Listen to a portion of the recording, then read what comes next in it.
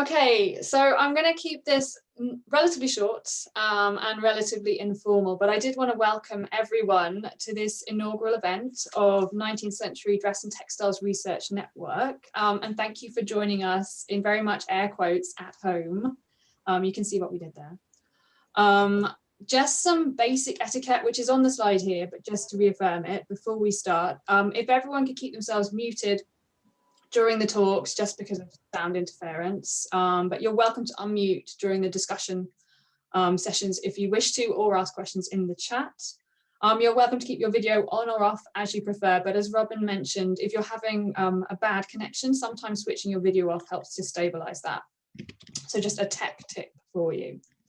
There will be time for questions after each set of talks. But if during the talks you could pop your questions in the chat, we actually have members of the group watching that chat, preparing questions for the discussion session. So do feel free to put questions in as they occur to you in the chat in advance, so to speak. Also, we'll try and get to as many as we can, but we do have a tight discussion time. So if there's anything more complex that you want to ask, you're still welcome to ask it, but it may be that we contact you more directly to respond to that question and ask you to email our email address, which you'll be introduced to at the end of today. It is, as I said, an informal event, and the short talks we're presenting either focus on a current theme within our research or just kind of exploring, which in some cases are rather meandering and unexpected journey into dress and textiles, and specifically dress and textiles of the 19th century. Our aim in putting together these talks was to share the images, ideas and objects that made us so keen to encourage others to promote further research into dress and textiles from this period. And it's kind of emerged from the fact that during the meetings we've had over the course of 2020, we found it increasingly important and helpful to remind ourselves and each other about this concept of research joy. Particularly when, you know, archives and museums have been inaccessible and there have been so many external things to be anxious about. It's hard and challenging to remain passionate about the importance of studying the 19th century at this time. However, as we hope our talk today will demonstrate, this is a time period which merits more attention. As importantly, it's a period kind of shrouded in problematic myths, which we want to challenge and confront. So our aim in this event and going forward is to begin to reframe popular and academic perceptions of the 19th century. And to give you a sense of our sort of core mission, I'll quote briefly from our mission statement, which you will find on our website launching today. We seek to widen our subject outwards by embracing the voices and experiences of scholars and makers from across genders, nationalities and disciplines, and to stimulate dialogue and collaboration, bridging gaps between dress and textiles. Through this event and those which follow, we're being ambitious, 19th century dress and textiles reframed will confront and challenge myths and assumptions by producing and disseminating new research on complex histories in this field to a broader audience. So not just specialists, we want to look beyond that. So we were on a tight time schedule, and therefore I want to get started. We have a range of speakers today, and our first speaker, who I'll be handing over to now, is Robyne Calvert, and she will be talking to us about fashioning the artist. So over to you, Robyne.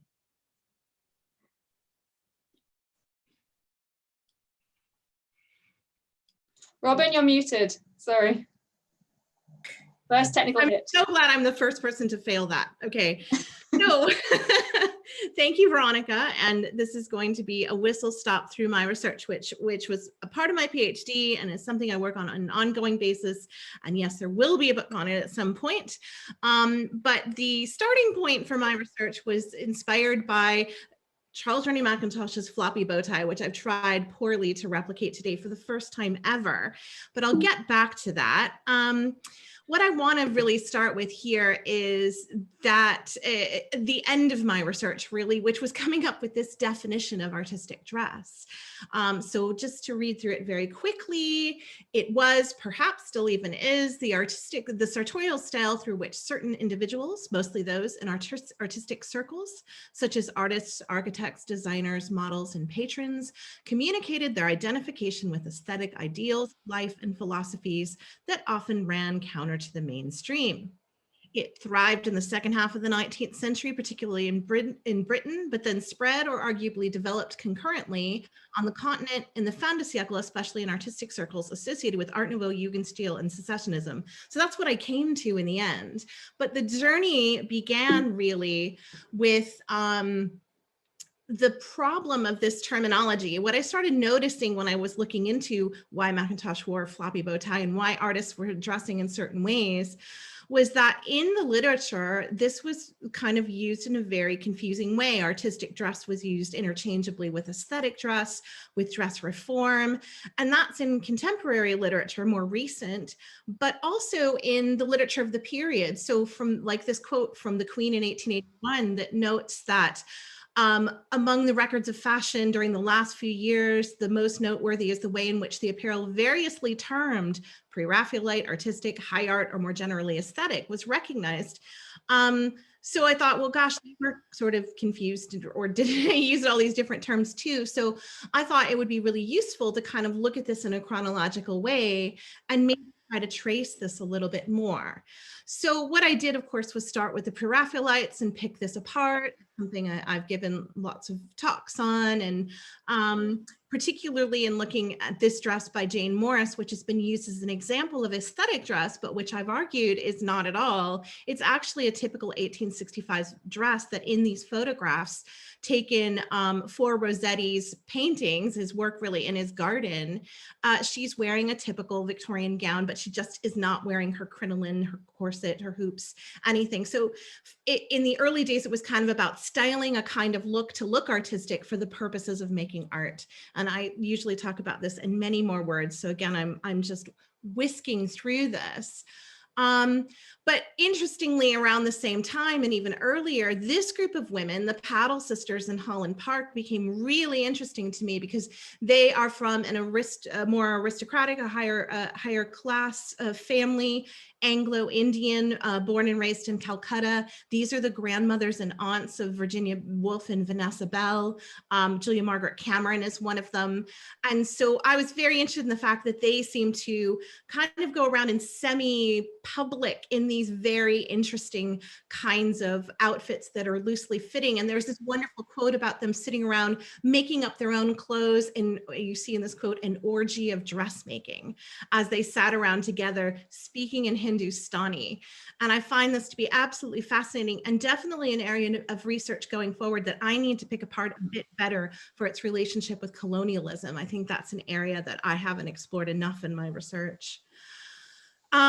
Another area that I've looked at quite a lot is the Healthy and Artistic Dress Union, and I've just published an article in Costume about this material. They're a fascinating group. They went on a lot longer than I think we've seen in other publications. And one of the great things that they did, of course, was put on these wonderful tableaux vivants to try to address to the public better ways of dressing in a more pedagogical, to teach people that learning from the past would be a stronger way of dressing. And that brings me to Glasgow, where I live, where I work at the Glasgow School of Art. And the thing that sparked all of this off, looking at the amazing clothes worn, Mackintosh's floppy tie is an indicator of being artistic, but as well the clothes made by his wife, Margaret MacDonald Mackintosh. You see on the left, her sister, Frances MacDonald McNair in the middle, and Anne Macbeth on the right-hand side. And Anne Macbeth, of course, went on to be a pioneer of arts education, particularly in embroidery. She was a student of Jessie Newbury, who started the program at Glasgow School of Art. And these people, I think, are incredibly interesting. And we have wonderful items in our collection. For example, this incredible dress by Daisy McGlashan, who was a student of Anne Macbeth and Jessie Newbury, which is a quintessential artistic dress in its loose construction. And I should say that too, there is a point in which it moves away from styling a typical Victorian garment towards the construction of newer kinds of garments. I think Kim will talk about that a bit more with tea gowns. However, this dress is also very interesting in that we think it also relates to the colors of its suffrage. It relates to ideas of the new woman and suffrage as well. And gosh, I went a lot faster through this. I'm proud of myself because this is my last slide, just to say it's something that I also like to bring into my teaching. And this is where I kind of bring it into artistic dress was and perhaps still is. I had my students do tableau vivant when they were learning this in the art school in the Macintosh building before it was sadly lost through fire. So here we are, a lot of us in the library. You see they're dressed as Pre-Raphaelites, they're dressed as Macintosh. That happens to be an Alexander McQueen floppy tie he's wearing. Other students did other movements though, like the Bauhaus Triadic Ballet, the Cabaret Voltaire at the bottom, and also punks sitting in our stairwell. So it's something I think goes on and is worth further consideration. And of course, I got to do cosplay. That's me in the middle holding an original studio magazine. And I think that is also part of fun, the way in which we can reenact and learn more about these things. And so that is the whirlwind tour of my research. And with that, I'm going to hand it over to my wonderful colleague, Lynn Hulse, who's going to be talking about reviving the art of decorative needlework.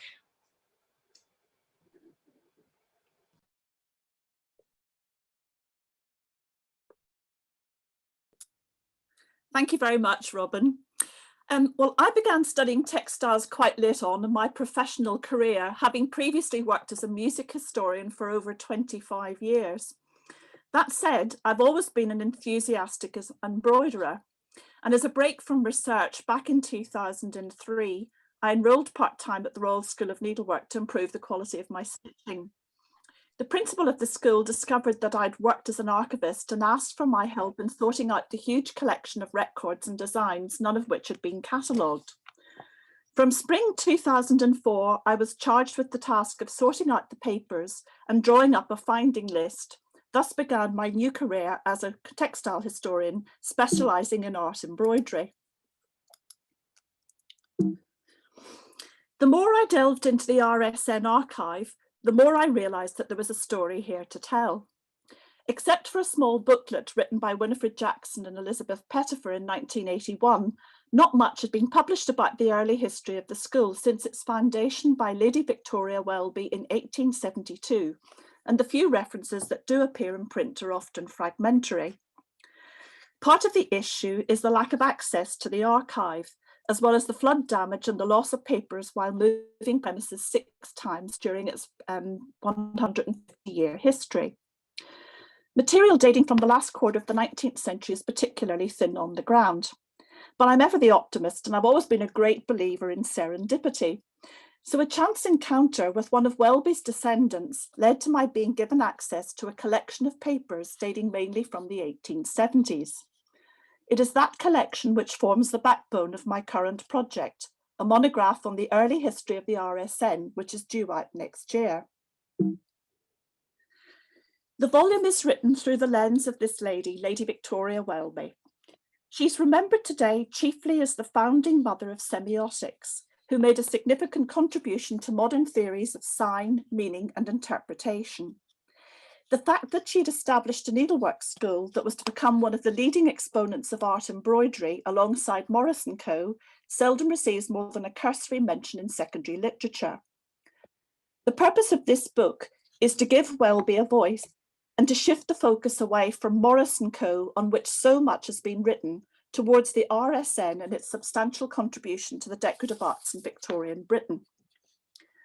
By the late 1860s, Welby had become an advocate for the revival of decorative needlework, which owed its existence to the Gothic revivalists and the design reform movement of the mid-19th century.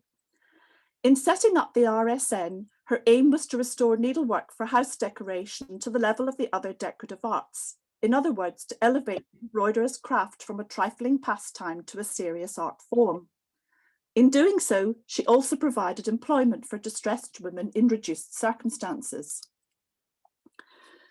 Welby's involvement in the RSN coincided with a number of landmark events in the development of art embroidery, not least the special loan exhibition of decorative art needlework before 1800, hosted by the South Kensington Museum in 1873. The press attributed to this staggering display of around 700 objects assembled by Welby and her cohort the growing shift in public taste from formality and monotony of mechanical processes to the production of handmade artistic needlework. Equally significant was the RSN stand at the Philadelphia Centennial International Exhibition in 1876. This time, the school commissioned works from modern designers, including William Morris, Walter Crane, Edward Burne-Jones, G.F. Bodley, among many others. The display of furnishings and dress not only enhanced the RSN's reputation for reviving an ancient art, thereby cementing the epithet the headquarters of decorative stitchery in Great Britain, but it was also responsible for introducing art embroidery to the United States. These two groundbreaking shows, which up to now have received limited attention from textile historians, form the cornerstone of this study. The practice of sewing can also be an important research tool when it comes to writing about historic needlework. Through the act of recreation, using authentic stitch techniques and materials that closely resemble the originals, one can begin to get a sense of how an embroiderer approached his or her craft. For example, take the application of colour in the later 19th century. This was achieved by art embroiderers not through the use of needle painting or silk shading, but with a limited palette of flat, simple hues and the play of light and shade in the placing of stitches, particularly when it came to silks. Similarly, misreading extant objects can hinder one's understanding of historic artifacts. When discussing stitch in particular, there is a tendency among some writers to shoehorn the findings into a set of assumptions based on modern practice, irrespective of the object's date of execution. I would argue this holds true even for the study of needlework dating from the later 19th century. To quote Jackie Carey, learning to read historic stitches opens up the text, allowing us to read the evidence of past practice.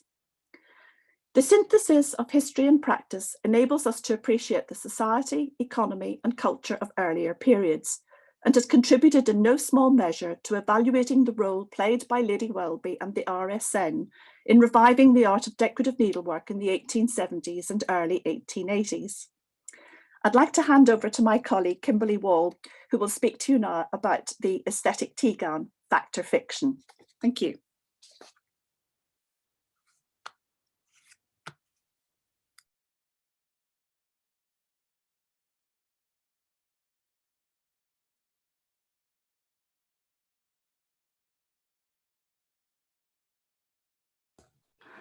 Thanks, Lynn. Sorry, I just realized I have to unmute myself before I share my screen, or I can't see what I'm doing.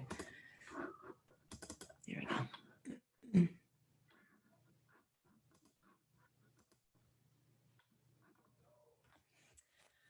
Throughout my research life to date, I've had an abiding interest in the types of clothing where art, fashion, and gender politics converge. When I first began my doctoral research in 2002, there was very little actually published on the Victorian tea gown, and almost immediately I noticed an astonishing confluence of imagery and ideas conflating the Victorian tea gown with artistic discourses of the period. Further digging and material culture analysis of extant garments revealed a curious alliance between the aesthetic movement in art and culture and the rise of the tea gown as a contested, but possibly progressive site for sartorial innovation and social change. In this historical moment, when for many enforced domesticity is rising through COVID restrictions, I find myself revisiting the thought of dress practices in relation to women's experiences in the domestic spaces of the Victorian home. Aesthetic dress in the 1880s and 90s was not always aligned with the sartorial category of the tea gown, but in the print culture and fashion journalism of the period, the association was so frequent and ubiquitous as to be noticeable. By the 1890s, tea gowns from the dress department at Liberty's, headed by E.W. Godwin, were excessively popular, several of which extant examples are held by the Victorian Albert Museum. From artists and design reformers such as Walter Crane to society portraits by notable Victorian artists, aesthetic dress referenced a range of historical styles, both domestic and foreign. Termed Old English, medieval, and Regency-inspired styles featured puffed sleeves, higher waists, and smocking, while classical and exotic styles referenced ancient Greece or garments of the Near and Far East.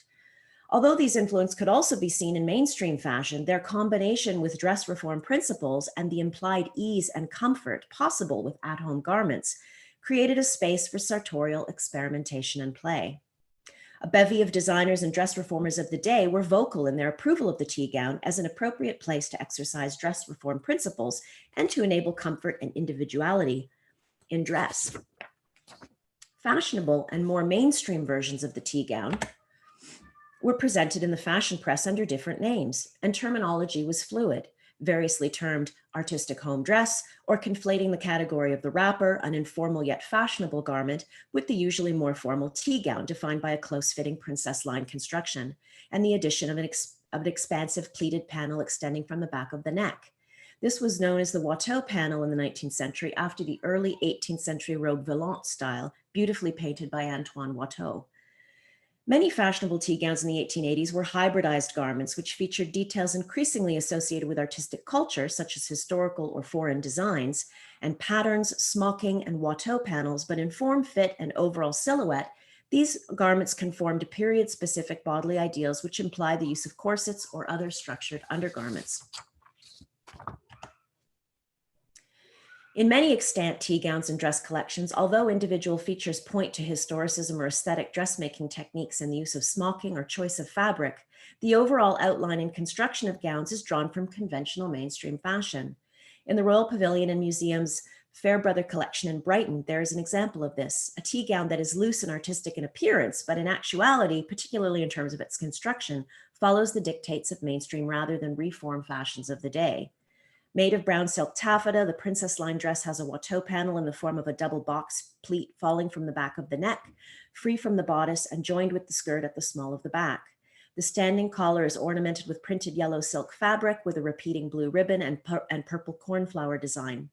The same fabric cascades down the front of the gown in a loose panel. Interestingly, underneath the loose panel, a more fitted bodice that is not boned or reinforced in any way exists. This suggests it may have been worn with a corset, or at the very least was never intended to be a loose, unstructured garment. The variability of tea gown styles in the 1880s and 90s was often celebrated in the press. In 1890, a writer for Woman's World characterized the tea gown as, quote, a loose, unconventional robe, not influenced by the last decree in fashion, and the wearer's personality seems to have scope for freer expression in this picturesque garment. At times, however, fashion pundits took on a cautionary tone, going to great lengths to emphasize appropriate settings for the tea gown with regard to social etiquette, particularly if a gown appeared loose or unstructured in any way.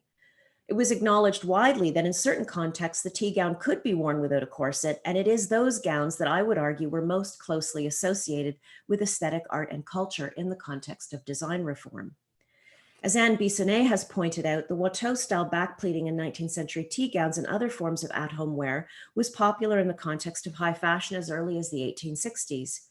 However, the rising popularity and rhetorical presence of the tea gown in both the art and fashion literature of the period indicates its symbolic potential as a harbinger of social change and sartorial innovation, eventually leading to the more unstructured styles we associate with avant-garde modern fashions at the turn of the century. What seems clear to me is that first and foremost, the aesthetic tea gown was a set of ideas circulated through the visual cultures of both art and fashion, disseminated through paintings, photography, literary narratives, and through commercial advertising. While it's true that many artists, designers, and patrons of the aesthetic movement, both men and women, believed the tea gown to be an ideal garment exploring aestheticism, the degree to which this entailed a critique of mainstream fashion likely varied from person to person. The tea gown is also just one of many several types of garments which may have been worn in the home. I think there is more to discover about the at-home lives of women in the 19th century. The record to date is one defined by mainstream fashion periodicals and the high fashion examples that have survived in museum collections. I'm excited by the idea of exploring untold stories of women who have felt empowered through creative dress practices, whether through the making or wearing of clothing and textiles they identify as artistic, or through writing, art, or other media to either build upon or even critique the sartorial conventions of their day. And I will now turn things over to my colleague, Charlotte Nicklas, who is going to be presenting Chameleons, Agricultural Chemistry, and Royal Peace Offerings, Unexpected Paths on a Dress History Research Journey. Thank you, Kim. And thank you, everyone, for sharing some of your precious Sunday hours to join us here today. As I imagine may be the case with many of us, my love of 19th century dress started with a visit to a museum, in particular, a trip to the Costume Institute at the Metropolitan Museum of Art when I was young. My grandparents took me to the exhibition From Queen to Empress, Victorian Dress, 1837 to 1887, and it left an indelible impression. It was more than 30 years ago, but I remember the low lights, iridescent silks, and wide skirts with incredible clarity. I even attempted, unwisely, to make a copy of the walking dress on the right for a high school theatrical production. As a material memory of the experience, the catalog became a treasured possession and has traveled with me ever since. The text provides excellent social and cultural context about the exhibition objects, illuminating their contemporary uses and roles. This has become one of my main aims in my research and teaching. I'm continually fascinated about how women in the 19th century might have thought about and understood their clothing. Today, I'll discuss some of the unexpected paths I've taken in trying to understand these contexts of 19th century dress. The blue dress shown on the right, as well as providing a useful lesson about how not to reproduce a 19th century bodice, reappeared when I was doing my doctoral research. For my PhD, I looked at the relationship between fashion and science in the 19th century in the US and the UK. In particular, I focused on the great changes in the field of dye chemistry that led to many innovations in the production of colors across the spectrum, focusing particularly on the development of synthetic dyes from coal tar aniline. These attracted significant popular and scientific notice. As I'm sure many of you know, and some of you have written about, new words were coined to refer to colors created with aniline dyes, including mauve and magenta, that survive as color words today. Other new color words that incorporated the INE suffix of aniline also appeared in fashion journalism, such as azureline and violine. Azureline first appeared in 1861, and contemporary texts suggest that it might have been used to discuss a dress of this color. When I was working on my PhD, I became increasingly interested in how color, chemistry, and vision were understood and discussed in the mid-19th century, because I felt this context helped to explain the reactions, positive and negative, to the colors created with new dyes. The shot silks popular in the 1840s inspired especially evocative phrases from fashion journalists who wrote of changeable or chameleon silks.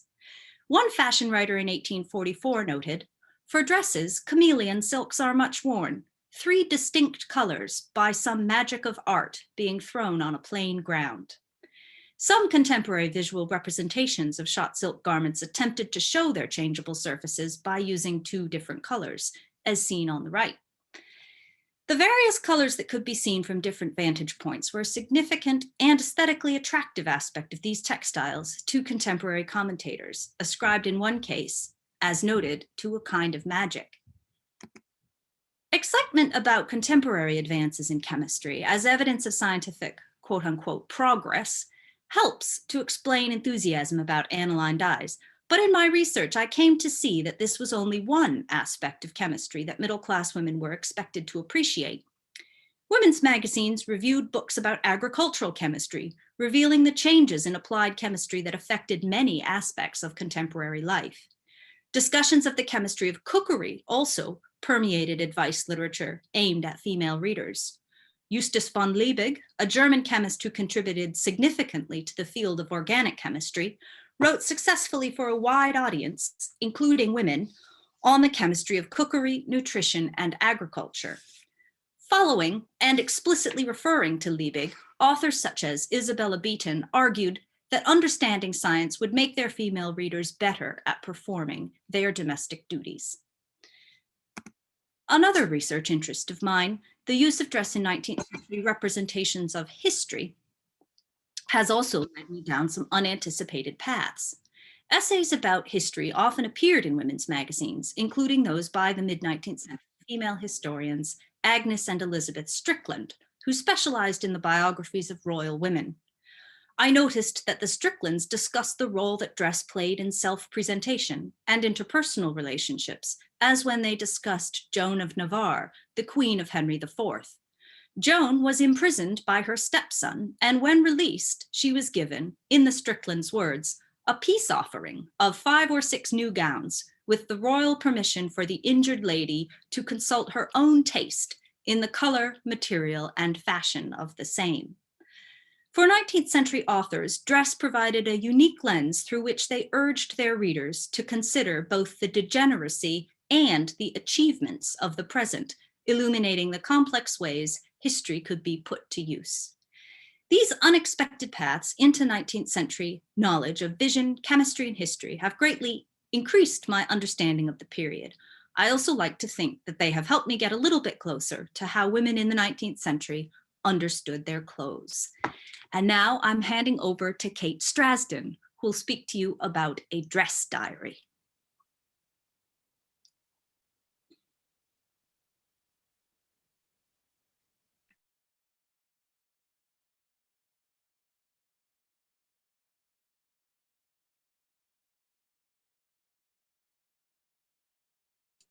There we go, I'm muting myself. Thank you, Charlotte. I've taken a slightly different approach to talking about my research today because I wanted to talk a little bit about how I came to explore the world of 19th century dress. And it really began here. We've been talking a lot about the spark of research joy. I think Veronica mentioned it in the introduction. And for me, this is where it began, which was at Killison House in Devon, which is a National Trust property in Devon where I live, rural collection.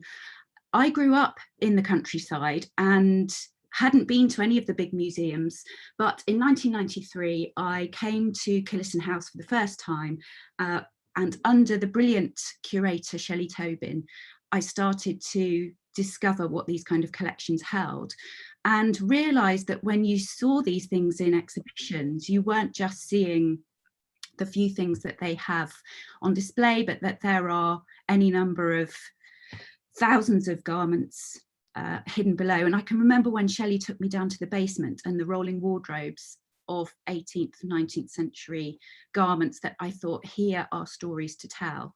And I knew that I had found my place. I also realised then that the research over the years that I've undertaken has been very much about hidden women.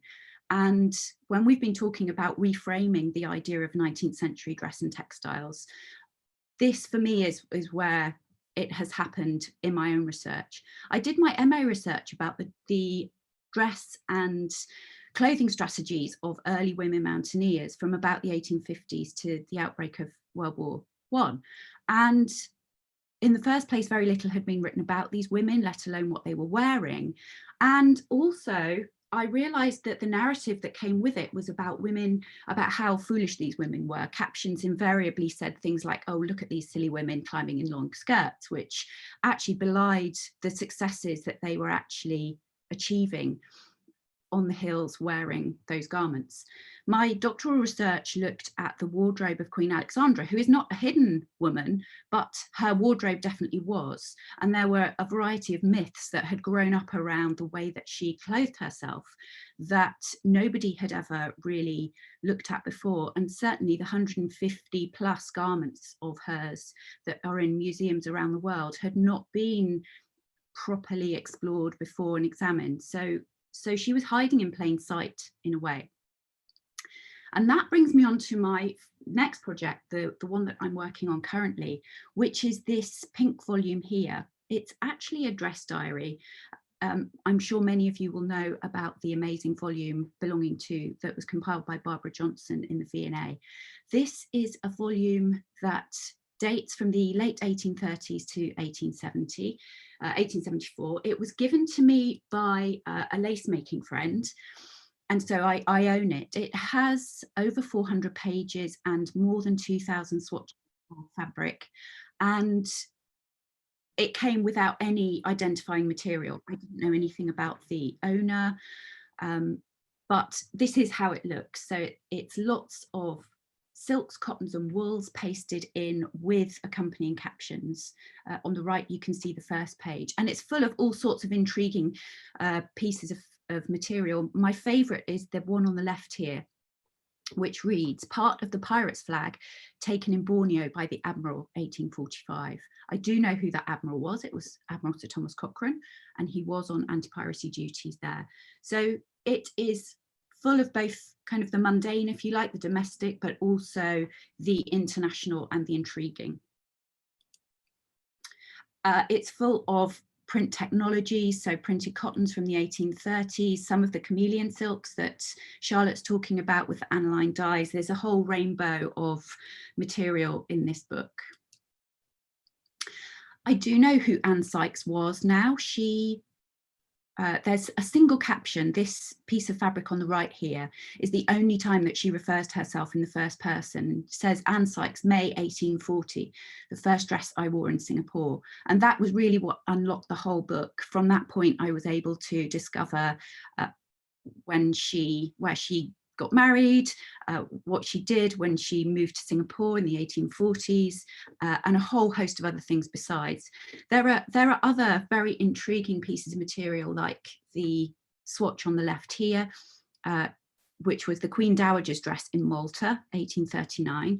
She's referring to the Dowager Queen Adelaide, and who was actually in Malta at that time. So there are endless combinations of different ways into this hidden woman, and the way that an ordinary middle-class woman from Lancashire in the 1840s was sharing the wardrobe of both her and her friends.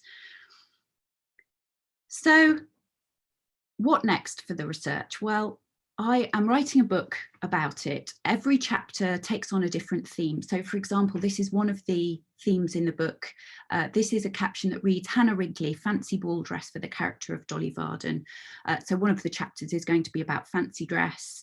There's going to be a whole variety of different themes covered that try to discover more about the world of Anne and her friends and her family and the many people that characterize this time and place. So thank you very much for listening. This is now the point that we're going to have a discussion. So do feel free to pop your questions in the comments in the chat, or if you want to unmute, I think Veronica said you're very welcome to ask a question live. We've got a couple of questions that have come through on the chat.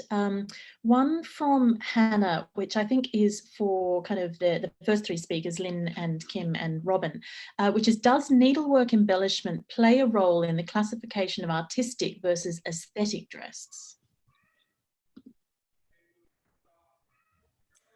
Lynn, do you want to start? Yeah, Lynn, Okay, yep. I have to say, I'm not aware. I can't think of an example really where I could say that decoration on an artistic dress is different to decoration on an aesthetic dress. I think, Robyne, I'm going to hand to you on that one because you're much more familiar with dress history than I am. This is something I've come to more recently, so I haven't looked at nearly as many items of clothing as you have. So here's the thing, there's a discussion, Kim, you don't know this yet, but Veronica and I were just saying last night, me, Veronica, and Kim need to sit down and have a discussion about what an aesthetic dress is and how it relates. Is I have a theory that there's what I've put forward is artistic dress is this umbrella, aesthetic dress is a kind of artistic dress, but what that exactly means is really fuzzy. And I think we all have ideas and pick at it. And so Veronica and I thought, we're just going to triangulate and figure this out. And so I can say one thing, which is when I first started my research on aesthetic dress, there were certain embroidery techniques mentioned, but it didn't come up very often. It was mostly about the general construction of the gown and whether or not it was elegant and becoming of the natural figure. And there was a lot of rhetoric about naturalism. However, there was discussion of crewel work, artistic colors that were used for dyes as well, for stuff that was used for embroidery. There was, of course, reference in the later period to people like May Morris. But I think a lot more work could be done in this area. Like there is some stuff, but one of the things that's been an issue for me as a fashion historian and now getting into and it becoming more interested in textiles and embroidery is that, you know, historically the coverage of textiles has not really covered the body. There's been lots of historical work done on textiles in general.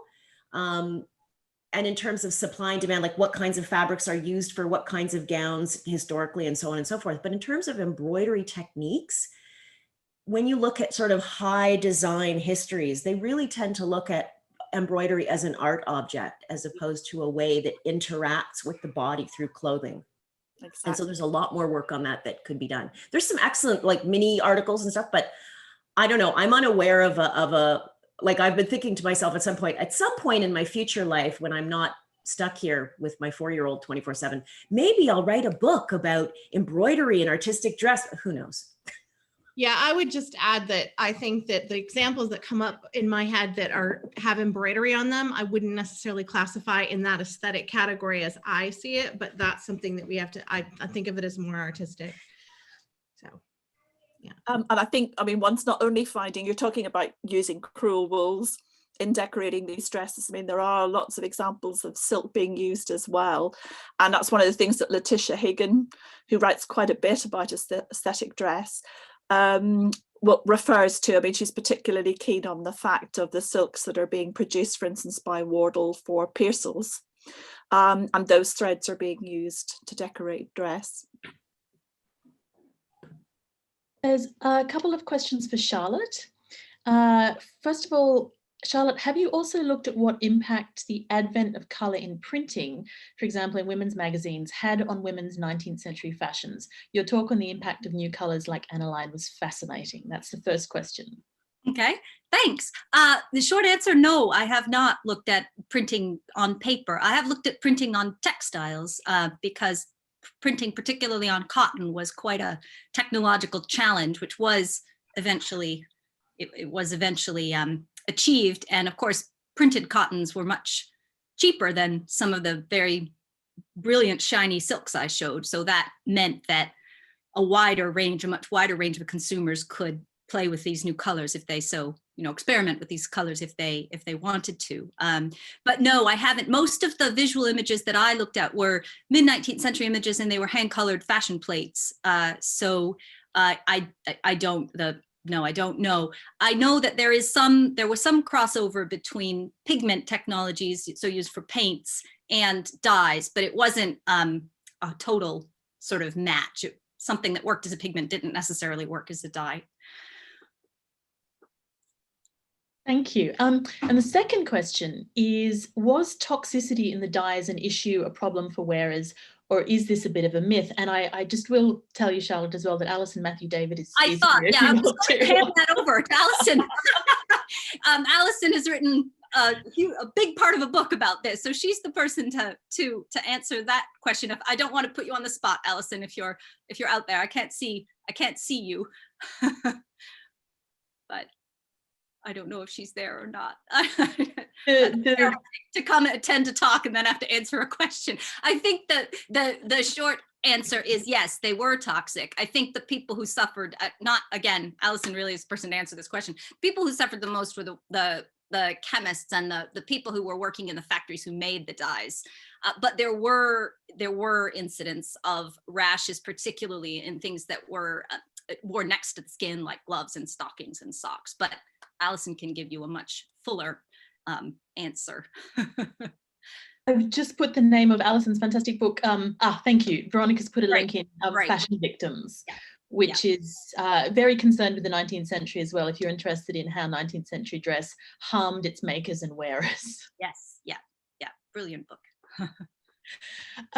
So Alison's just saying in the chat, gloves and powder from hairdressers cause skin rashes, but yes, worse for dyers and chemists and dressmakers and artificial flower makers.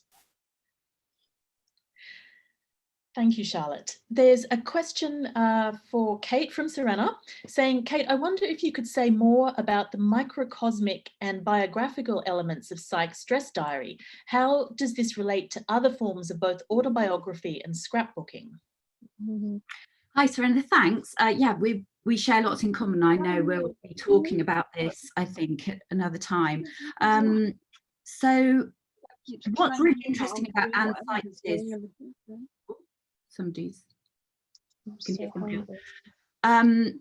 what's really interesting about Anne Sykes's dress diary is that her motives are difficult to really clarify, because she doesn't, in that kind of life writing where you just get the tiniest fragment of somebody's moments and somebody's thoughts, she will just write. She writes everything in the third person for a start. So she will just write, you know, Fanny Taylor, 1845, which might be a friend, but then she'll write Adam Sykes Vest, 1860, and that's her husband. But she will also write about herself in the third person. So trying to untangle biographical elements out of those fragments has been quite challenging. And sometimes she's very helpful and adds a wedding date, which obviously completely blows open somebody's life, and you can find them in the records.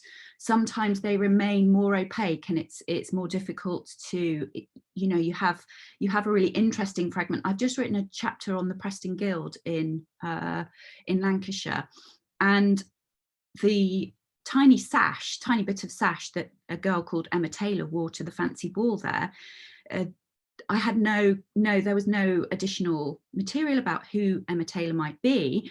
But then I managed to find in the Preston Chronicle a record of the ball itself, and there was a list of the attendees, and it said Emma Taylor Clitheroe, dressed as a Swiss flower girl. And then I could go back to the records, and I found Emma Taylor Clitheroe. There was only one in the census records, and so I kind of was able to come at it that way. So it is, it's trying to unpick those names that will reveal things about themselves, and those that just remain obscure is part of the challenge, because there are literally hundreds of names in there, and so piecing those relationships together has been part of the challenge and the joy. Thank you. That's all the questions that have come through on the chat so far. So are there other questions that people would like to ask live? Anything else that we'd like to discuss? I'm just going to ask a question of Kate that came up as you were speaking then, but sort of to the rest of the speakers as well. Are you finding, especially when you're working on these kind of scraps of information like this, that it's changing how you record your own life or what you put down? Like, does the practice of doing history like this make you go, how will someone else find out who, you know, Kate Strasdin is in the future? Or is it changing your practices now as well as what you're hunting out in the past? Do you know, I've written a bit in one of the chapters about what would somebody say about me if I did the same thing, if I were to take scraps of my own clothes. First of all, I think they'd think I was really dull, because there's a lot of grey. So I think they would probably deduce from that I wasn't very interested in clothes, which I am. So of course, then what does that say? I think that's really interesting.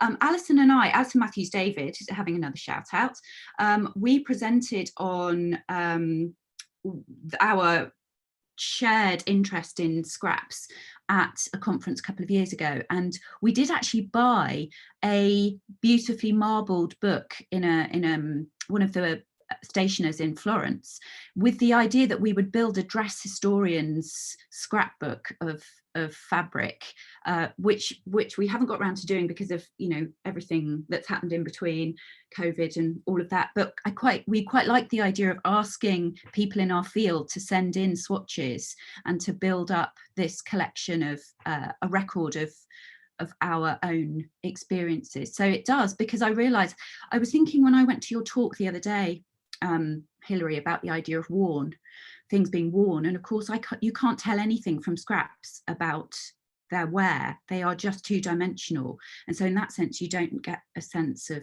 them being worn. So that's one of the interesting aspects.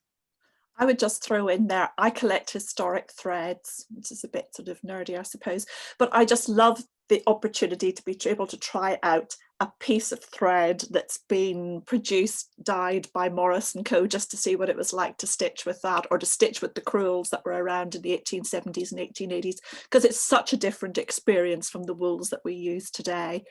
And it means that you begin to encounter the problems and the solutions that people like Victoria Welby and that Morris & Co and the various other art embroiderers overcame in working with manufacturers at the time to create the best possible, and also to look back to the past to try and learn from the study of past materials.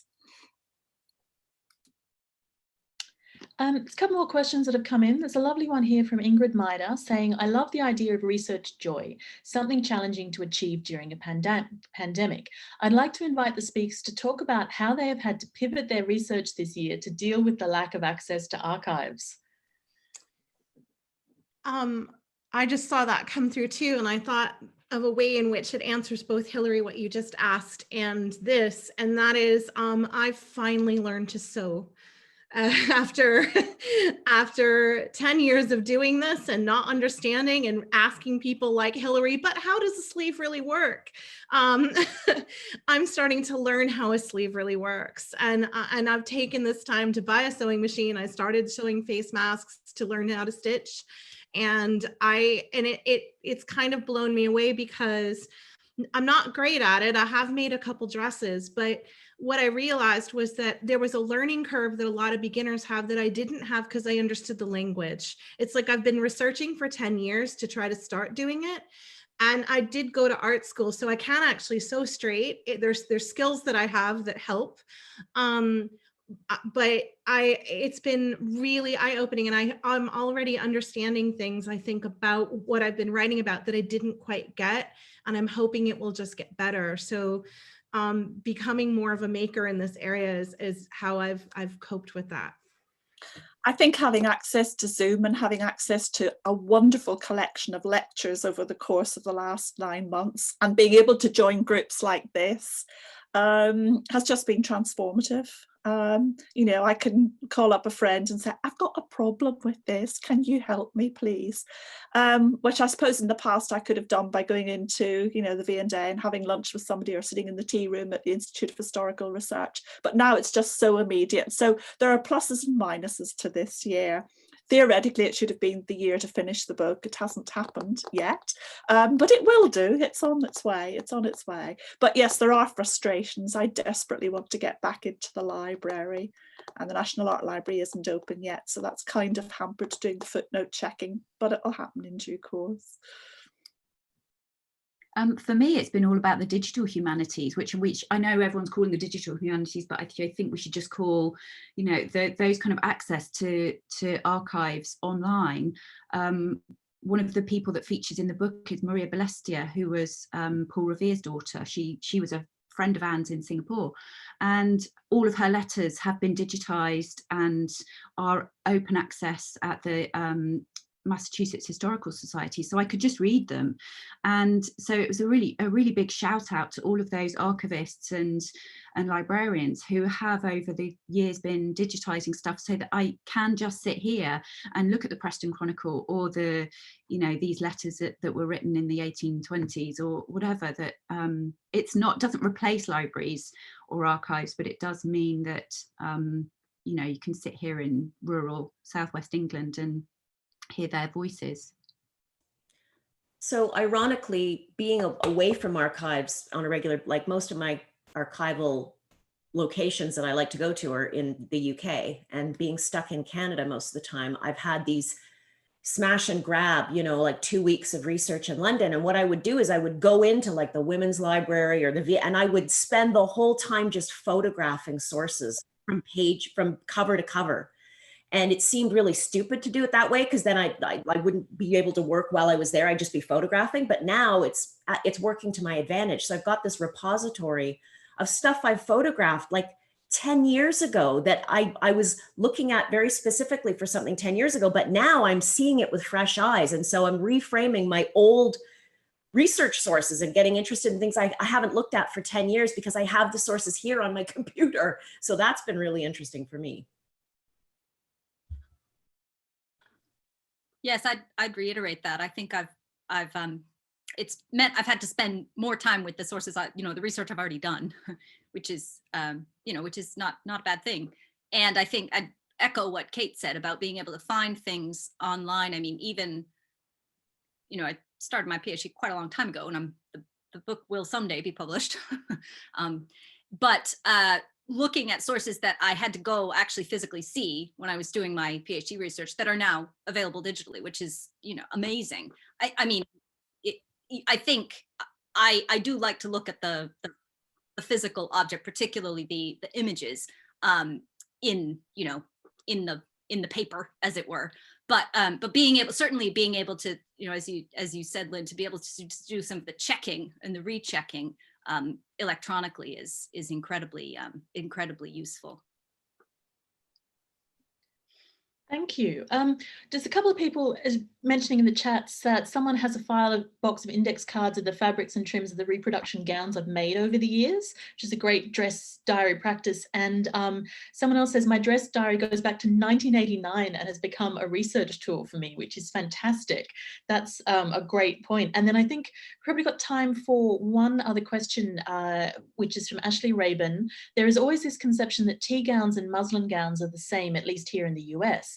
But the extant example shown today seemed much more elaborate, using velvets and silks, etc. What's the difference? And I'm just wondering if muslin is calico in British use. I'm going to know, or actual muslin gowns. So I think that's probably one for Kim and Robyne about, you know, the idea of the plainer gown, but then these fabulously luxurious pieces that survive. Well, the tea gown is, I mean, the tea gown. The other thing that I think is really interesting is that the terminology around the tea gown is at times in history very specific. And the time in which it's most specific, from what I can tell, is the late Victorian period, where it actually refers to a fairly formal garment worn inside the home in spaces that were more public than private. And its association with the wrapper or with more informal types of dress comes, I think, from an earlier period. So I think that the terminology changes from period to period, but most of the late 19th century examples of tea gowns that have been labeled tea gowns are quite elaborate and they're quite formal. Whether or not they were worn with a corset is not really the central defining factor. Yeah. I don't know if that helps, but I don't know much about muslin gowns, so maybe someone else could jump in there. Yeah, I'd agree. I'm actually curious about where that muslin gown comes from. I understand, and I wonder actually if it's and I say this with absolutely zero disparagement, reenactment or cosplay thing where it's made because they look lighter or they look frothy or something. I'm not sure, and I am American, so I haven't heard it, but a lot of the tea gowns that are in examples, for example, or in collections like at the Met, are actually Worth tea gowns, and they're made of silks and really rich fabrics. So it might be some kind of confusion in how that's interpreted, like Kim has said. So it'd be interesting to hear what that source is for it. Well, and then actually, to make it more complicated, at the turn of the century, Edwardian styles in general were a lot lighter and finer and more delicate fabrics used, and lingerie dresses enter the picture, and then it gets very confusing. Well, at least for someone who's not a material culture specialist, I find it quite confusing. Yeah. So I think that takes us up to the break. We'll have we'll stop for 10 minutes and reconvene at 4:10, so you can do whatever you need to do, refill your tea or other liquids, and we'll see you then at 10 past. Thank you. To make a start on the second panel. So I would like to introduce Veronica Isaac, who is talking to us today about learning to value dirt, sweat and tears, making a place for costume in dress history. Thanks, Veronica. Thank you, Kate. And thank you everyone for returning after the break. So my talk is going to be about how I came to establish my specialism in the history of costume for performance. And I'm going to touch on very briefly some of the methodology I've developed as I've become sort of committed to this area, and also some of the theoretical frameworks I'm beginning to explore to kind of try and articulate some of the memories and meanings that I found costumes carry. And as it will become apparent through this talk, I'm very much object-led in what I do, and it's just why I love costumes. And one of the things that I am currently striving to do, and I'm aware it's a relatively controversial endeavor, is to challenge the terminology around costume and dress, and establish costume as a specific subcategory of dress, and not to have the terms used so interchangeably. Now, I say that speaking to an audience of 19th century specialists who are all very aware that during the 19th century, the term costume was very much used interchangeably and was used to refer to garments during this period. So what I'm suggesting is that within contemporary scholarship, in order for costume to become more widely studied and appreciated as something worth valuing, we need to recognize that costumes have their own distinct characteristics that set them apart because of what they're made from, because of their purpose, because of what they are for and doing. And that's why I've sort of selected this rather random range of objects on this slide here, some of which have snuck in because they are definitely not 19th century, but they're there to kind of highlight what costume can encompass as a category. And these aren't even some of the craziest kind of objects you might encounter, but they show you the range of odd materials that might be used. The boots in the center, those red wool boots, were worn by Henry Irving, and as Hilary will know, she's familiar with them. The one on the left, I think it is, has the heel slightly raised deliberately to make him limp. There's a kind of modification that you might see in fashionable dress if someone had a shoulder higher than the other, but you're not going to see fat suits and tutus in everyday fashionable dress during the 19th century. So that's why I'm trying to say, look, let's just recognize and appreciate the distinctive fun of costume.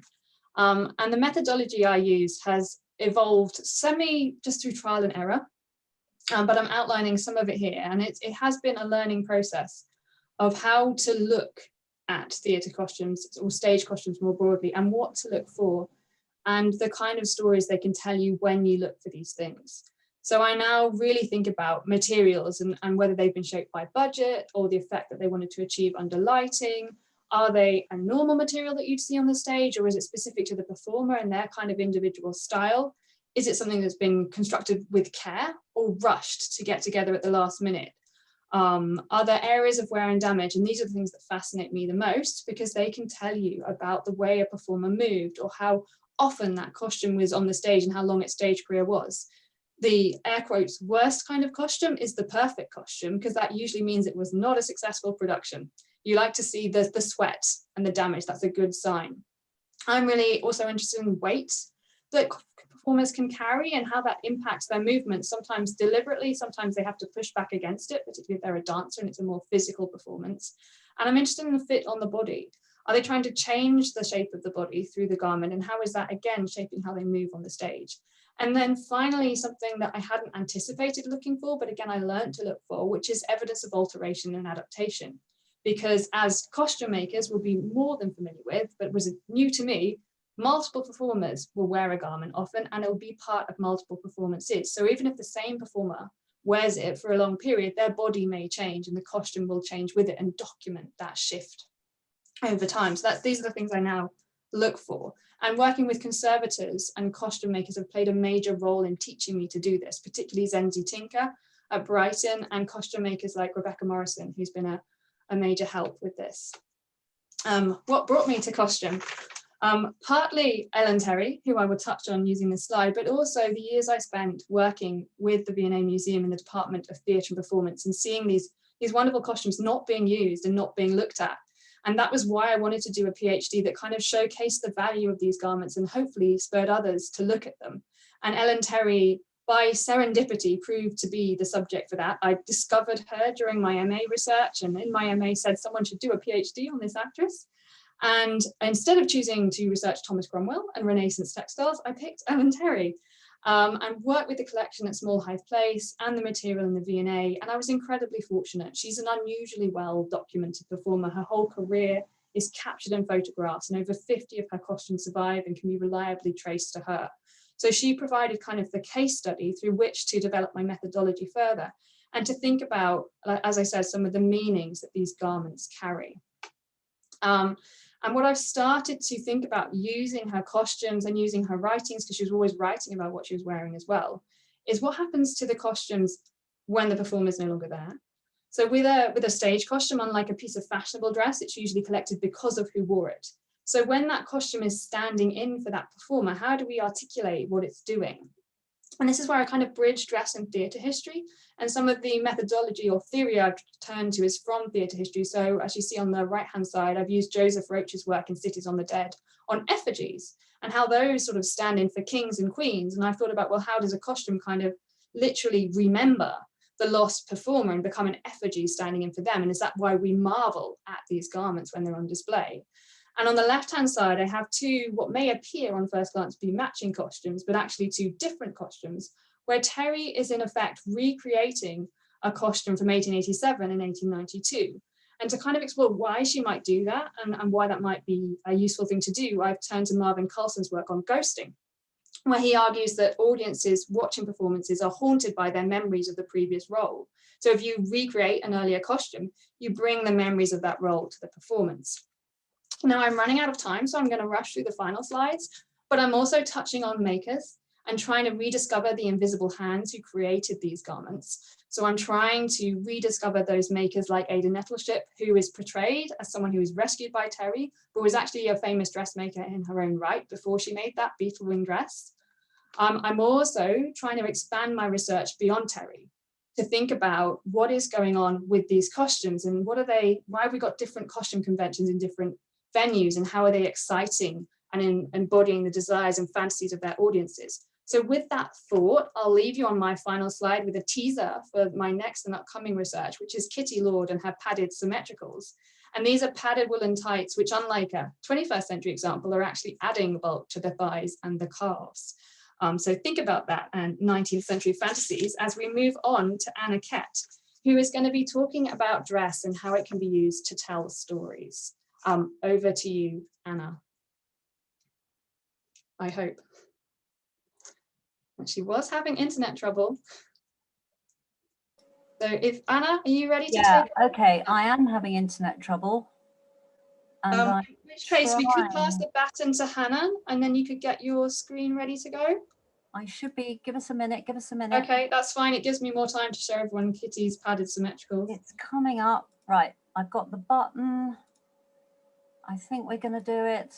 Come on, we can do it's it. Dramatic tension. We didn't stage this, but there we go. Theatrical performance. Technology in action. Are we there? We are. You just need to make yourself full screen.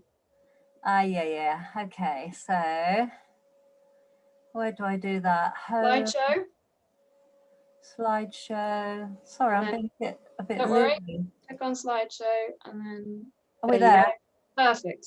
Oh, I'm sorry. I'm actually really nervous, and I don't get nervous at conferences. There's something about this weird digital interface, so I can't see people. I can't read people's body language. And anyway, I'll stop waffling. Okay, so I'm going to be talking about my research journey, what sparks joy for me, and how we can use dress as an interpretive tool to hear voices from the past. So it kind of follows on nicely from Veronica, because it is about haunting and it is about ghosts. So I come from a family of magpies and storytellers. My sister collected vintage clothing, and here you can see some of the finds we brought together on collecting trips when she was a junior doctor and I was an art student. And it is quite an eclectic mix, including things we dressed up in. And you can see us on the right there, snuggled up in a deck chair. And clothes that we went on to dress our babies in. Between us, we have 7 children. So it seemed only natural that I would take on the archive for safekeeping when she passed away, aged just 39. Some items in my archive of family possessions are especially potent, freighted with meaning, loaded with the past. My sister's mole-soft black velvet evening bag filled still with the bus and theatre tickets from teenage trips out. A diary kept by my grandfather in the trenches during World War I, here the Battle of the Somme. So keen was he to get at the enemy that he added a year to his age and found himself in a smart uniform and new boots on a boat to France. A pinchbeck and ivory carved mourning brooch dating to the 1880s with a secret cache for holding a lock of hair and depicting a grinning skull or a pair of birds, depending on which way up it's worn. It was passed down through my mother's family, who fled the Irish potato famine to London's East End. What poverty has this brooch seen? How many deaths has it witnessed? My research journey has been a little complex. After a degree in fine art painting, then an MA from the Slade, I painted happily for many years, large-scale figures. I took a lot of inspiration from Gainsborough, populated with oversized birds. I found myself teaching students the history of dress back in the day when costume history was very different to today. In the 1980s, it was seen as a slightly quirky branch of art history, an elite and rather passive chronology, viewed through paintings rather than objects. But I became fascinated with clothing, especially surviving examples, the material culture from the past, for dress provides historical evidence of lives lived, and through studying dress, we can hear voices from the past speaking through the clothes. I took an MA in History of Design and Material Culture at the University of Brighton, and under Lou Taylor, I researched into the Wedgwood slave medallion, a little porcelain cameo made by Josiah Wedgwood, gifted to abolitionists and protesters at the transatlantic slave trade. This was a landmark moment. As Thomas Clarkson wrote, it was a way of fashion promoting humanity. I became increasingly fascinated by the passionate and politically radical world of the anti-slavery movement in the 18th and early 19th centuries, and above all, the ordinary female participants who created substantial, effective networks and organizations to further the cause. There are so many resonances with today's grassroots political movements and protests against human rights abuses, modern day slavery. You know, front page of the Observer today is about Lord Drax, whose family still own a plantation in Barbados. My research shifted to the mid-19th century when British overseas trade and empire was at its height, and the British economy was entirely reliant on the import of American cotton grown on plantations, grown by the enslaved. I started investigating the Quaker Clark family of Street and Somerset of shoemaking fame. My sister had married into the family, and her parents-in-law became very, very close to me and sort of took on a bit of a parenting role, really. This was a powerful name in industrial shoemaking, and being Quakers, they combined material success with substantial involvement in philanthropy. They were also passionate abolitionists, which they marked through their clothing. Here you can see the whole family dressed in striking checked and striped abolitionist clothing. Eleanor became my focus. In the 1850s, she was active in the free produce movement that selected products not made by the enslaved. She set up a successful little shop in the village to supply ethical cotton goods to her cohort. And the story of the shop and the transactions and the supply chain became the meat of my PhD. It started off a detective trail, and this reminds me of what Kate was just saying, this thing of sort of digging deeper and getting beneath the surface and finding this person from the past. It took me to Somerset, Carlisle and Philadelphia, and I'm so desperate to get back to Philadelphia. I was supposed to go this year, but of course COVID intervened. I'm continuing to unravel the strands, publishing as I go. I'm currently investigating Carlisle and the side-by-side production of gingham for abolitionists and the plantation trade to clothe the enslaved. I am fascinated by the enactment of abolitionism through dress, the embodiment through cloth and stitches of social justice principles. This, yeah, I'm going to move on a slide. Okay, so this is the family, the Clark family, and I've enhanced the photograph so you can see the contrast a little bit better. And it is an extraordinary family group. Their clothing is particularly extraordinary. I mean, Hannah will see this immediately as well. They don't look like Quakers. They are wearing clothing that utterly tells a story of their political identities. So I've looked at samples of cloth and I've kind of matched the photograph, and I can see there are some possible close matches. So my research brings great joy to me. The close focus on a hitherto obscure historical figure and the material culture that survives her, the retrieval of what has hitherto been seen as too small in scale or too domestic for serious scrutiny, the repositioning of women as agents of radical political change in the 19th century, and above all, the reframing of textiles and dress as a potent form of wearing belief that make deep and lasting impacts. This acts as a platform for the principle of think global, act local in ethical consumption today, and it helps me to understand who I am and to find my place in the world. Thank you. And now I'm going to hand over to Hannah Rumball, Dr. Hannah Rumball, who's going to talk about Ulster coats. Thank you. Thank you, Anna. Okay, seems to have worked. So today I'm actually going to depart from my comfort zone of talking about Quaker dress and talk to you about some new research that I've been doing over the past sort of 18 months. So the ulster is a tailored overcoat that has been popularly worn by men since 1866 and by women since at least 1871. The tailor John Getty McGee launched this style of overcoat for men in Northern Ireland, Belfast in 1866. McGee's men's ulster fitted close at the chest, buttoned down the front, and fell to either 3/4 length or fully to the ankles. I came across the ulster almost by chance in 2019.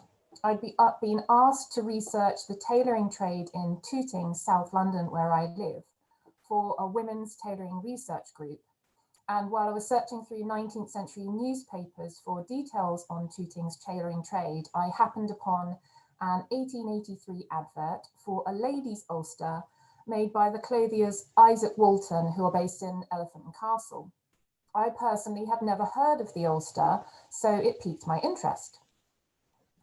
I did a preliminary Google search and I found very little about its 19th century incarnation for women. So I turned to the Facebook page, Fashion Historians Unite, for help, which I'm sure that many of you are familiar with.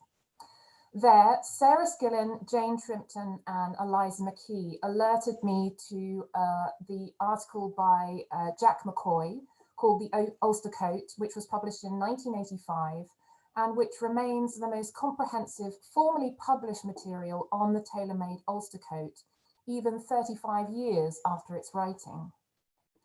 Despite the dearth of academic literature, the ladies' ulster is a significant garment for 19th century dress historians. It epitomizes the utilitarian, practical garments some 19th century women were embracing, which enabled them to engage more fully in active outdoor pursuits. Upper-class women had long frequented their tailor during the 18th and early 19th centuries for the production of close-fitting riding habits. But garments in the repertoire of women's outdoor tailored clothing choices expanded as the 19th century progressed. And there are many examples of ladies' ulsters in tailoring manuals from the 1870s onwards. From the 1870s, the ladies' ulster became a key garment in women's outdoor clothing repertoire. Made of waterproofed woolen materials, the ladies' ulster enveloped the wearer and was designed for ease and utility when hunting, traveling, or engaging in countryside outdoor pursuits.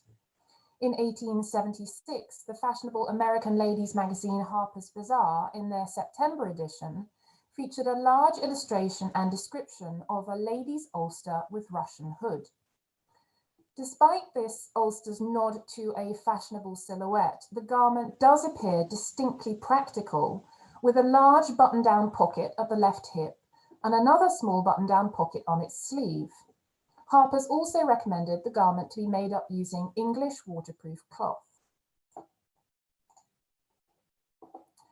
Despite McGee's origination of the ulster, the tailor who appears to have most quickly produced and sold a ladies' version of the style was actually a rival firm, Mr. Benjamin of Ulster House in London. The introduction of the ulster, however, to women's wardrobes was not without controversy. Even Benjamin himself admitted that it is an eccentric-looking garment due to its untrimmed and practical aesthetic, being in contravention to the profusion of trimmings and lace, as well as the double skirts or polonaise, which were the height of fashion in the early 1870s. As Mr. Benjamin himself admitted in 1873, we regard all flat, untrimmed backs as out of fashion. Hence, and for no other reason, does the ulster look singular.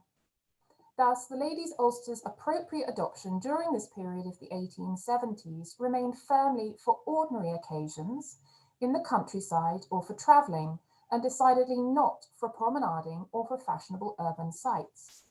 Benjamin himself noted in 1873 that if a lady walked down Regent Street wearing an ulster, she would attract much more attention than she cared for. Indeed, the simplicity of the ladies' ulster during the 1870s is nowhere more apparent than George Frederick Watts's paintings, both colloquially entitled The Ulster of 1873 and 1874. The full-length portraits depict Mrs. May Hitchens, née May Prinsep, wearing a full-length, buttoned, hooded ulster coat, collar turned up against the wind, her hands stuffed deep into the pockets. Enveloping drab grey and starkly unembellished, the garment suits the rugged wilds of the heathland in which she is standing. The ulster underwent noticeable stylistic alterations in the 1880s and reached an apogee of popularity for women.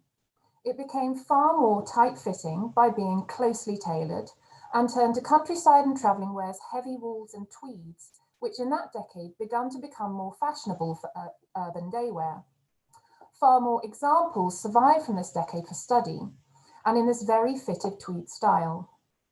An advertisement for the Royal Scotch Warehouse Regent Street in 1887, as seen on the right here, describes their ulster as made up in a soft checked homespun in which only the natural colours of the sheep's wool are used.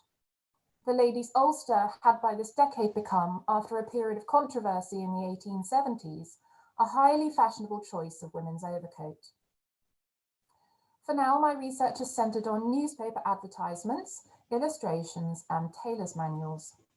This year, I intended to broaden my scope to track down and examine surviving garments, but alas, the pandemic had other ideas.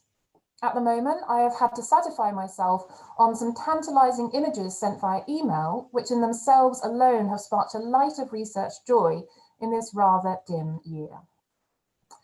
Now, I'd like to hand over to Suzanne Rowland, who is going to discuss Dressing for Tennis, 1879 to 1900, Object, Image, Myth and Reality.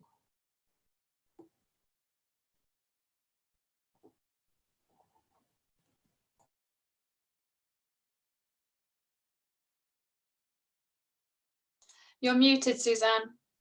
Sorry. Thank you, Hannah. Before introducing my research into tennis dress, I'm going to explain how I came to the subject by falling down a research rabbit hole.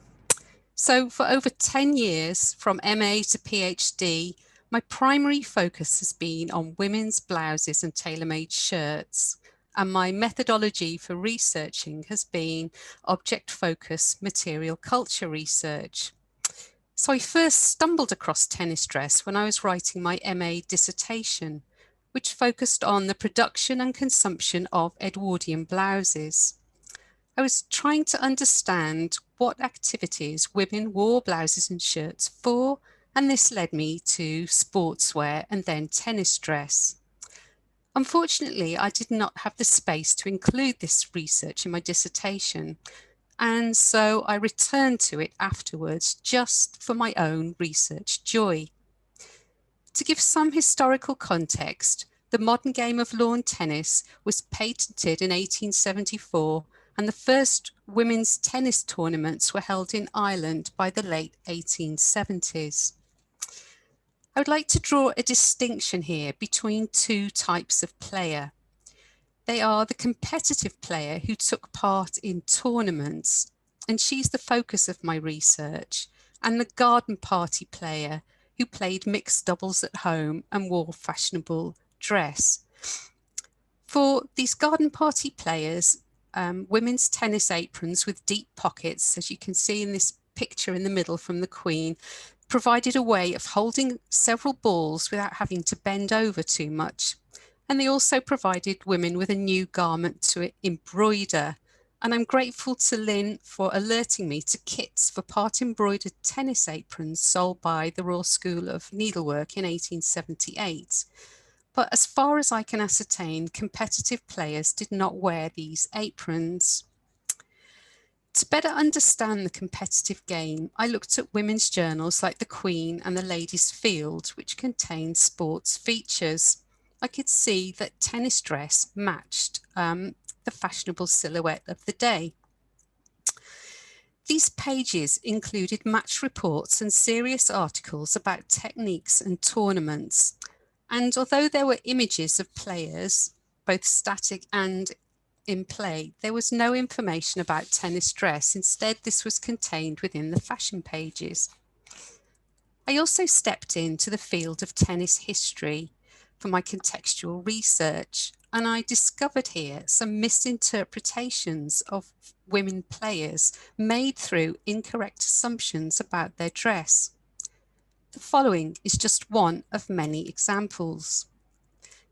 The fashionable lady wore skirts which reached the ground, several starched petticoats, a tightly laced corset, stiff whalebone collar, long sleeves, an extravagant broad-brimmed felt hat, and a sturdy-heeled boot. The writer concludes that women played a dull and static game, hampered as they were by excessive and restrictive clothing. So this rang alarm bells for me, and this is what prompted me to reframe this subject. And the following two slides are just two examples of how I've done that. So this is Maud Watson, winner of the Ladies' Championship at Wimbledon, the very first one in 1884. Watson had a reputation as a formidable player. In a 5-year stretch from 1881 to 1886, she was unbeaten in 55 matches. From this photograph taken of Watson on the day of her Wimbledon victory, we can see that she's wearing the fashionable silhouette of the day, and yet her skirt is at ankle length and her small bustle is hardly noticeable. Wimbledon historian Alan Little described her outfit. Maud generally chose to wear a white light wool ankle length skirt with a small bustle and a long sleeved silk jersey blouse and a sailor hat. Watson's lightweight silk jersey bodice with its cooling properties would have been a vital aid to movement, especially because her overarm service gave her an edge over most opponents. Writing in the history of underclothes, Phyllis Cunnington mentions a company called Messrs. J, who introduced a jersey tennis costume as early as 1879. Perhaps this is where Maud Watson sourced her clothing for this very important occasion. This is my other example. As Cheryl Buckley and Hilary Fawcett explained in Fashioning the Feminine, every era has its own standards of representation. Between 1890 and 1910, fetishized images of fashionable women appeared in newspapers and magazines and on advertising billboards. So on the left here, we can see a tennis shirt from London department store Peter Robinson, dating from around 1895. Front fastening with high wing collar, leg of mutton sleeves and a shirt-style bodice to be worn tucked in at the waist. This shirt displays the elements of a highly fashionable silhouette. The sketched figure has an impossibly small waist, the purpose of which was to create a great contrast to her voluminous sleeves, which were the height of fashion in the mid-1890s. In contrast, a photograph on the front cover of sport journal Pastime from 1895 features the wonderfully named tennis player Lillian Pine Coffin, who also appears to be wearing this same shirt. Here, the large leg of mutton sleeves are balanced by the loose bodice worn tucked into Mrs. Pine Coffin's normal size, although smoothly corseted waist. So in conclusion, my research aims to demonstrate how dress, specifically for playing tennis, first developed within the boundaries of class, respectability, and fashionable taste. By using garment analysis techniques, photographs, and printed materials, it moves away from garden party representations to reassess performance through dress, and it demonstrates that competitive women played a strenuous game and competed to win. So that's a very quick whistle-stop tour through my tennis research. I would now like to introduce our final speaker, Hilary Davidson. Hilary's presentation is called Through a Glass Darkly, Digging into Obscure Dress.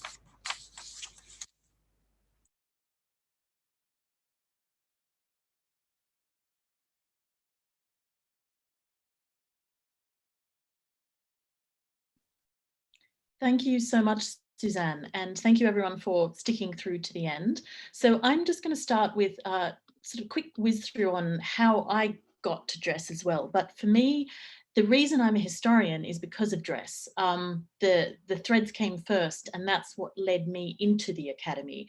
Although I'm looking at sort of the list of jobs that I've done around dress and design, there's quite a range there. So I sort of wanted to throw that out there because I know there's people attending with lots of different backgrounds. So these are all the ways in which I have encountered historic dress, sometimes in the 19th century, sometimes in a sort of more wider approach. So for me, dress has always been my favorite tool for thinking about the past. And I've done this through a lot of material culture. Here's some more lovely 19th century theatrical footwear that Veronica is familiar with. And really looking at how objects can tell us about the world and how things embody the past, and especially what can be learnt by doing and remaking, because I sew and I've got a lot of sort of practical experience on making things like that. So I'm really interested in kind of how the big history can manifest itself in tiny threads as well. So in terms of, you know, my sort of research joy or what I'm doing with the 19th century, I've been immersed in Regency dress for sort of the last decade, amongst other things, that culminated in the book Dress in the Age of Jane Austen, which I published last year with Yale University Press. And the way that I got into the Regency period was through an object, really, which is Jane Austen's pelisse, a kind of silk coat that I was asked to reconstruct in 2007 now. And this sort of approach of kind of lifting the skirt, as it were, I love this image of Regency dress. That this is, if you've seen the new film of Emma, this is where they got that from. I love the idea of going behind things, and especially with Regency dress, I wanted to challenge a lot of the myths about wearing, you know, that women didn't wear corsets or that they dampened their dress, and kind of go behind the pictures into how people negotiate their daily relationship with fashion and their bodies and their selves. And that's what always gives me research joy when working on a topic, is kind of seeing what's happening, challenging our ideas, my ideas that I come into a subject with. But the particular kind of elements that I want to talk about, so here is something else that I remade, you know, this kind of looking at the history of 19th century dress through reconstructing it. I remade this 1860 dress just from a photograph. I've also taught courses on 19th century women's femininity and dress from sort of about 1850 to 1920. But you know, what's really exciting me at the moment is three kinds of what I'm calling obscure dress, because obscure has got some wonderful definitions to it, that are taking me completely out of the fashion comfort zone and into other worlds. And the first of these is 19th century burial textiles. And while there's a strong narrative in the 19th century of mourning and death and how people reacted in their clothing to the death of loved ones, there's much less written about what people were actually buried in. And thanks to about 10 years of archaeological consultancy, I've built up this kind of body of knowledge about, literally a body of knowledge, about what people were buried in, and this kind of hidden, obscure world of relationships between textiles and bodies and fashions. But it's outside of fashion. As you can see, it's not glamorous, it's not pretty, it's partial, but it's incredibly interesting. So I'm interested in looking at the edges of things and maybe objects that don't necessarily have so strong a record in texts. And in another example of kind of lifting the skirt and going underneath, one of the things that sort of a research obsession that came out of writing the book was flannel underwear. And it's humble and it's not written about, and it keeps you warm under fashionable clothing. It's like the Georgian and Victorian version of thermal underwear. And obviously I get even more excited when someone's buried in it. It's this beautiful crossover of two of my research interests. So this was much darned, much mended garment was worn in the grave by Henry Wardell, who died at the age of 88, good one Henry, in 1840. So I'm interested in kind of what people are wearing under their clothes, what's not being seen, what's making the fashion happen on top by kind of keeping them warm underneath. And finally, the other kind of piece of obscure dress that I have got ongoing research into as part of my PhD is convict clothing.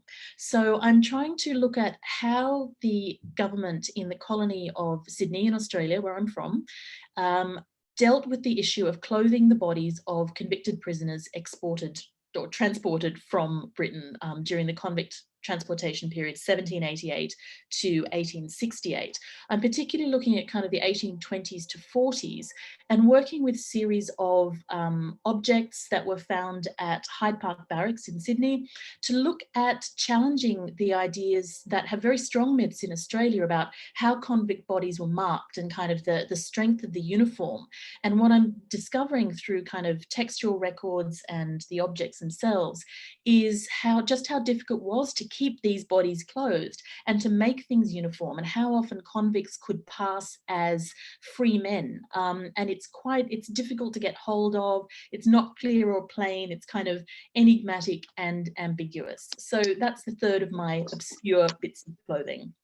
And that's the end of my talk, the end of my research joy, and I will leave up our contact details across social media and the internet and leave us open for questions.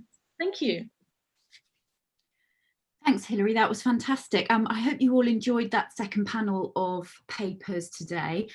So I was just having a scroll down through the questions. What's really interesting is that there's some really nice chat going on about people, you know, that collegiate kind of sharing of information, sharing ideas, some information that Veronica was giving about some of the costume things. There's a comment here about from Ashley, Veronica, that's talking about, she says, as a costume designer, I'm appreciative of your work not only document historic theatre and performance costume, but also the makers.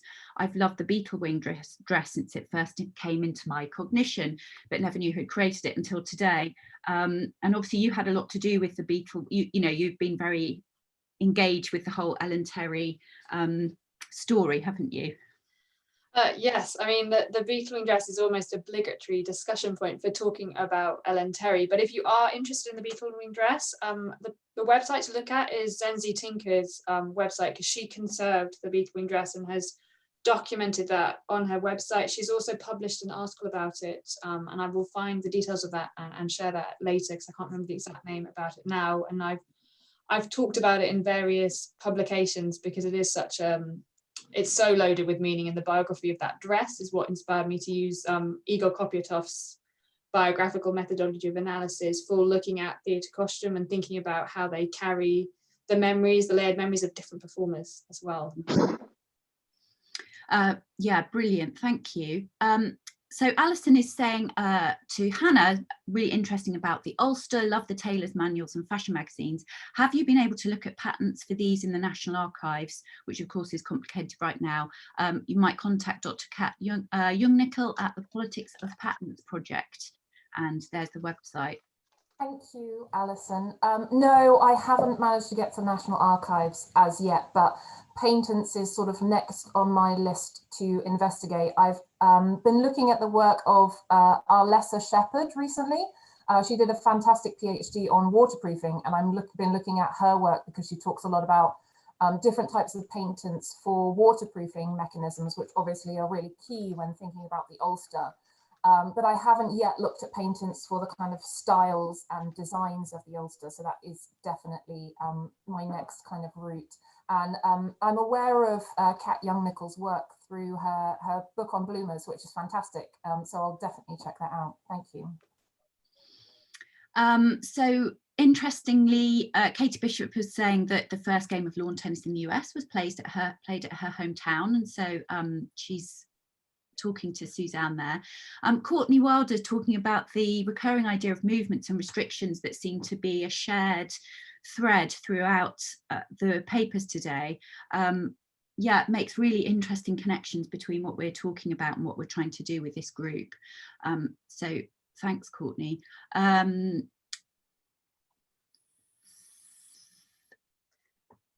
Right, a so question this is a very appropriate question for given the time of year from Rosvita. She's saying, not a serious question. Had Jo dared lift her dress into her knickers instead of scorching the back, would she ever have met Laurie? Anyone want to answer that one? Well, by that point, they at least were wearing knickers. I feel this is sort of something that needs to be more pinned down as well, the kind of when the pantalettes and drawers become ubiquitous. Yeah, it's the sort of the nakedness of female bodies underneath that voluminous skirts, and, you know, when joined crotches come in a lot later than people think, I think is an amazing tension as well that's ripe for reframing too, about this contrast between supposed, you know, being covered up but actually being quite breezy in other contexts. Someone made a comment about the shared, I think Anna was talking about the shared connection of the stripes with the enslaved and convicts and but also like working men. I wondered, Hilary and Anna, whether you could talk a bit about stripes. Yeah, shall I start, Hilary? Okay, so stripes and checks seem to be, I mean, they're obviously a big fashion story throughout the 19th century, but there seems to be a particular sort of genre of clothing that is only checked and striped, and this is where gingham comes in, and my obsession with gingham has been going now for a long time.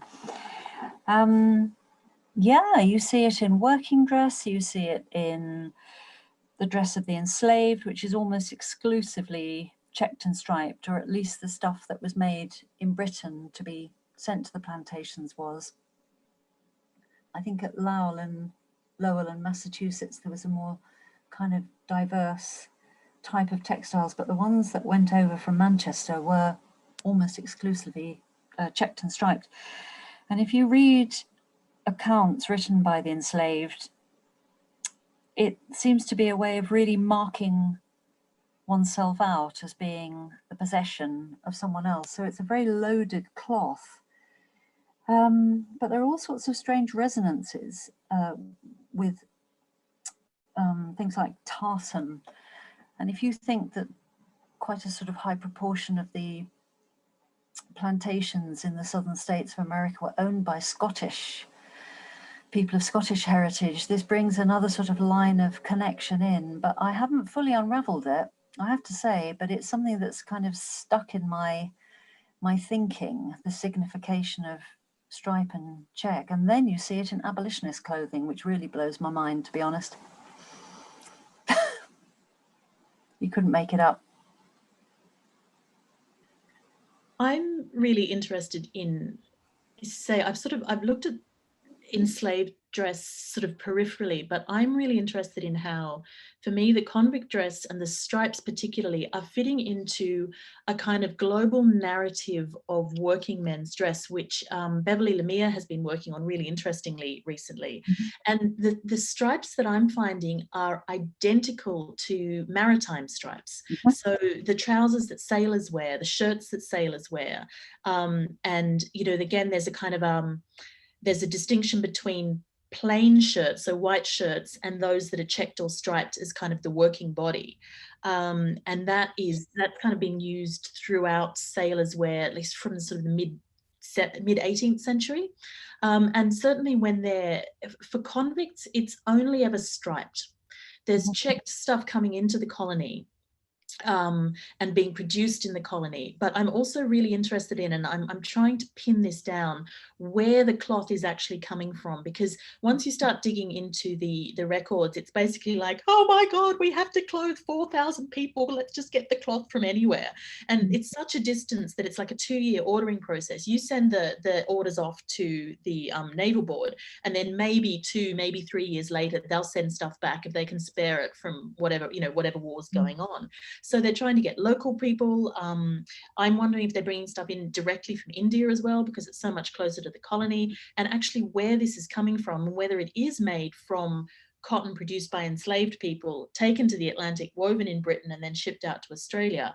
I'm not quite sure yet, but I'm fascinated by this kind of global interconnection of kind of humble or everyday textiles. And I think there's fantastic connections to be made about around the world through kind of striped and checked cottons. You know what, Hilary, there may be a rich vein of inquiry in the Welsh plains that were made by very, very, very desperately poor, underprivileged people working in tiny, cottage industry. And this continued surprisingly long time. This isn't just confined to the 18th century. I mean, the narrative is that all hand weaving disappeared in about, 1845, and it jolly well doesn't. So, exactly. Yeah, so I think Welsh plains might be an interesting way to look. I would also have a look at Carlisle, which was very significant player in, and Glasgow as well, significant player in creating this vast range of plantation goods at absolute knockdown prices. And these were not made on factory looms. These were made by desperately poor hand weavers who were kept at subsistence levels, specifically by those huge textile manufacturers, people like Peter Dixon and Sons, absolutely kept them down. It's a desperate story.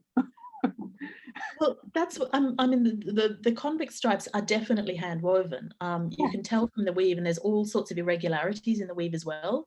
So I've got to go back and do thread twist counts, because Giorgio Riello told me how to tell between Indian and European cottons, but I haven't got there yet. So these are fantastic leads. Thank you so much. That was brilliant. I think there are a couple other questions that we might need to, if people want to share them, perhaps in an email, or because there's some fantastic stuff that can carry on around this. So I think I'll hand back to Veronica to do our final thank yous. Thank you, Kate, to begin the thank yous. So this has been a wonderful Sunday afternoon for us, and we hope you've enjoyed it too. We came together almost by accident, just drawn together by the fact that we all were researching the 19th century and dress and textiles, but from very different perspectives and looking at very different themes. And that is what inspired this network, which was what we were looking for, was a kind of a point of intersection to kind of share knowledge and collaborate on projects. Because what we've realized through our discussions over the summer and the mess of COVID, apart from that we needed to support one another as researchers, was also that by having these conversations, our own research became richer and deeper, and we could recommend things that others hadn't read, or look at it from a different perspective and ask questions that you hadn't yourself asked of those materials. And that's really what we hope this network will be going forward. We are still refining plans for it. We have some very ambitious ideas, which we will share with you when we decide whether they are too ambitious or feasible. But we are planning further events, and we do very much want to invite others to be part of this network, which is why we'd encourage you to follow us on social media, to email us with any questions we haven't covered here, or anything you want to share about your own research, or even ideas for future events. And if you're up for being part of one, then we'd love to hear from you, because we really want to be sort of a research network that brings people together and showcases other people's research, not just ours. Today was about introducing us, but that's merely just to get the ball rolling. So I'm going to close with just some thank yous, and it's going to be reading them because otherwise I will forget. So I thank you for coming, which is the most important. Secondly, I need to thank the team of speakers for giving up their Sunday afternoons and many other evenings in the run-up to this event. I need to make special thanks to Charlotte, who had the initial idea for this event, for this network rather, and the event that started it. And in regards to that first event, we need to thank the Centre for Design History at the University of Brighton, who provided the funding for that seed event, which got us all together in the first place. I need to thank Robyne, who's worked on the website and Eventbrite for today's event, and Hilary, who's been organising the social media around it. And just again, thanks to everyone who's been part of today. We really do hope you want to continue to be part of the network and to share your own research joy with us and with each other going forward. Enjoy what remains of your Sunday, be it the morning, the afternoon, or the evening, depending on where you are in the world.